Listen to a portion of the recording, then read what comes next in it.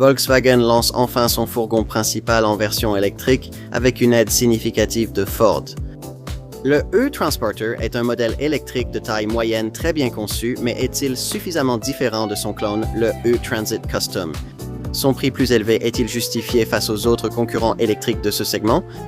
Ici, nous allons essayer de vous dire tout ce que vous devez vraiment savoir sur ce fourgon, d'une manière que vous ne trouverez nulle part ailleurs. Volkswagen propose également cette 7e génération de transporteurs en version hybride rechargeable. Mais si vous voulez absolument un véhicule 100% électrique seul, le transporteur pourra vous satisfaire. Il existe 3 versions de ce modèle entièrement électrique, offrant soit 136 chevaux, comme testé ici, soit 218 ou même 286 chevaux. Toutes disposent d'un moteur électrique pour les roues arrière. Une version à 2 moteurs et transmission intégrale est prévue plus tard. Toutes sont équipées d'une batterie de 64 kWh dont l'autonomie dépend fortement du groupe motopropulseur choisi. Avec ce moteur de base de 136 chevaux, elle offre jusqu'à 320 km d'autonomie entre les charges. Inévitablement, cette autonomie diminue un peu avec les 2 options de moteurs plus puissants. Avec 218 chevaux, c'est 309 km, et la version la plus puissante de 285 chevaux ne peut parcourir que 262 km entre les charges. Plusieurs modes de conduite de le transporter sont proposés. La plupart du temps, vous serez en mode normal. Il y a aussi un mode remorquage pour tracter une remorque et un mode éco pour économiser de l'énergie. Le mode sport, le plus dynamique, améliore évidemment les performances, mais réduit bien sûr l'autonomie de la batterie. Volkswagen estime que cela pourrait atteindre jusqu'à 435 km en conduite urbaine, où il est possible de sélectionner un mode de transmission B pour augmenter le freinage régénératif. Comme on pouvait s'y attendre, la version électrique est très silencieuse en croisière. Mais lorsque nous l'avons essayé, la version diesel l'était aussi, ce qui pourrait être encore amélioré grâce au vitrage insonorisant en option. Étant donné qu'il a été principalement développé par Ford, on pourrait espérer que ce transporteur de 7e génération soit un peu plus agréable à conduire que ses prédécesseurs. Et c'est le cas. Il y a moins de roulis et plus de traction dans les virages, même si les améliorations sont un peu atténuées par une direction assez légère. Bien sûr, vous apprécierez cela en ville, mais c'est le confort de roulage qui pourrait vraiment vous convaincre avec ce fourgon. Nous n'avons pas conduit de modèle de taille moyenne qui gère mieux les mauvaises routes urbaines. Sortez de ce V2B, puis essayez l'un des modèles électriques concurrents de Stellantis et vous remarquerez une amélioration. Un inconvénient du modèle transporté électrifié réside dans un poids de remorquage freiné inférieur, qui a été augmenté sur la version diesel jusqu'à 2,8 tonnes, mais qui est limité à 2,3 tonnes avec ce véhicule électrique. À part les badges, il n'y a pas beaucoup de différences visuelles entre ce transporteur électrique et la version diesel. Ceci est apparemment une nouvelle interprétation de ce à quoi un transporteur devrait ressembler. Au moins, c'est plus qu'un simple e-Transit Custom Rebadgé, ce qui est tout ce que ce modèle est dans la zone de chargement et sous la carrosserie. Comme pour la version fourgon diesel, il existe 2 longueurs de carrosserie.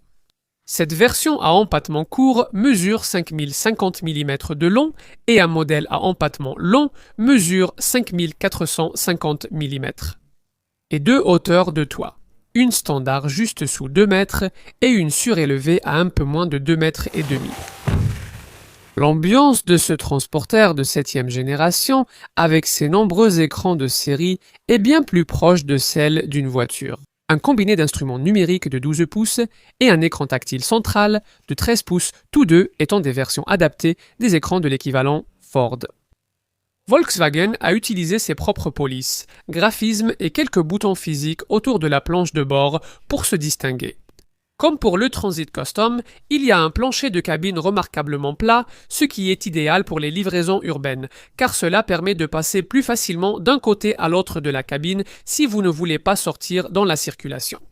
Et il y a le choix entre des configurations à 2 ou 3 sièges. Comme pour la Ford, vous pouvez également opter pour une version fourgon, plus avec une cloison en forme de L qui offre une deuxième rangée de sièges sans trop impacter l'espace de chargement arrière. Le transporteur n'a aucun inconvénient de capacité par rapport au modèle diesel. Avec un empattement normal et une hauteur de toit standard, la capacité est évaluée à 5,8 m3. Grâce au long empattement de 3100 mm, la 2600 2 mm et pour mieux accueillir les palettes Euro, la 1392 mm. Si vous décidez d'opter pour la version à empattement long, le volume de stockage passe à 6,8 mètres cubes grâce à une longueur de chargement maximale de 3002 mm. Avec un e-transporteur, vous perdrez environ 200 kg de capacité de charge par rapport à la version diesel. Avec ce véhicule électrique, cela varie entre 785 et 817 kg et cette fourgonnette électrique peut tracter jusqu'à 2,3 tonnes. Qu'en est-il de la recharge de la batterie? Eh bien, la batterie de 64 kWh de l'e-transporteur se recharge jusqu'à 125 kW. La recharge publique en courant continu peut faire passer la batterie de Dix à 80% de sa capacité, soit d'environ 56 à environ 306 km d'autonomie en 39 minutes. Quant à la recharge en courant alternatif, une charge complète prend 9,8 heures avec une wallbox de 7,4 kW ou 6,6 heures si vous utilisez une alimentation triphasée de 11 kW. C'est un utilitaire électrique de taille moyenne remarquablement bien conçu, mais comme nous l'avons dit à propos de son clone, l'e-Transit Custom. Il est surprenant qu'il devance autant ses concurrents, mais sans pour autant mieux réussir, dans le seul domaine que les entreprises et les clients vont vraiment privilégier, l'autonomie. Cela pourrait poser problème, car il existe des options moins chères, quoique moins sophistiquées, dans ce segment. Cependant, en conduisant, en utilisant et en possédant un e-transporteur, vous verrez souvent où l'argent supplémentaire a été dépensé, en particulier en ce qui concerne le raffinement, le confort de conduite et la dynamique de conduite. Par rapport au modèle Ford, vous profitez d'une cabine plus agréable, de meilleures valeurs résiduelles et d'un réseau de concessionnaires adapté aux professionnels. Ce modèle grand public de fourgon électrique Volkswagen s'est fait attendre longtemps, mais vous pourriez penser que cela valait la peine d'attendre.